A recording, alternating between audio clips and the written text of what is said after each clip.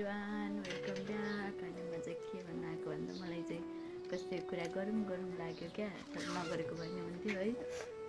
के भन्दा कस्तो क्या, अब हामी छोरी मान्छे क्या होइन, पहिला चाहिँ बिहे नहुने बेलासम्म चाहिँ बाबा आमाको प्यार है सबैजना होइन। अनि जब बिहा हुन्छ अनि बिहा भइसकेपछि फेरि छुट्टै किसिमको थपिने क्या है। अनि अब जस्तो माइती घर आफ्नै भनेर हुर्केको जन्मेको ठाउँलाई चाहिँ बिहा गरेर एकचोटि सिन्दुरले नै फरक बनाइदिइहाल्ने के पढाइ। अब माइती भनेको पढाइ जस्तै पढाइ नै अब अरूको अधिकारले अब अरूको अनुमति लिनु परेपछि त अब पढाइ नै जस्तै त भयो नि है। त्यसपछि अब घर बिहा गरेर गइसकेपछि पनि अब घर परिवार बुझ्ने भए त त्यस्तै हो। अब नबुझ्ने पऱ्यो भने चाहिँ है अब त्यस्तै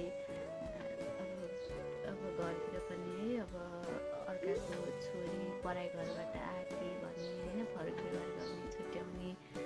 तर अनि त्यस्तो हुँदै जाँदाखेरि फेरि जब आमा भइन्छ, आमा हुने यो आमा भन्ने शब्द चाहिँ भन्नलाई सजिलो रहेछ, तर बन्न चाहिँ निकै गाह्रो क्या है। अब बिरामी छु, सन्चो भएन भन्न पनि नपाइने है।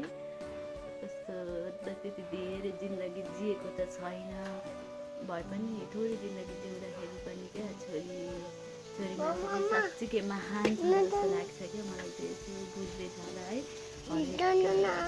छोरी भएर त्यो मायाले पुलेको मान्छे बिहा गरेर जिन्दगी थोरै जिन्दगी थप्यो, त्यसपछि बच्चा भएर आमा भइसकेपछि त झन् कति हो कति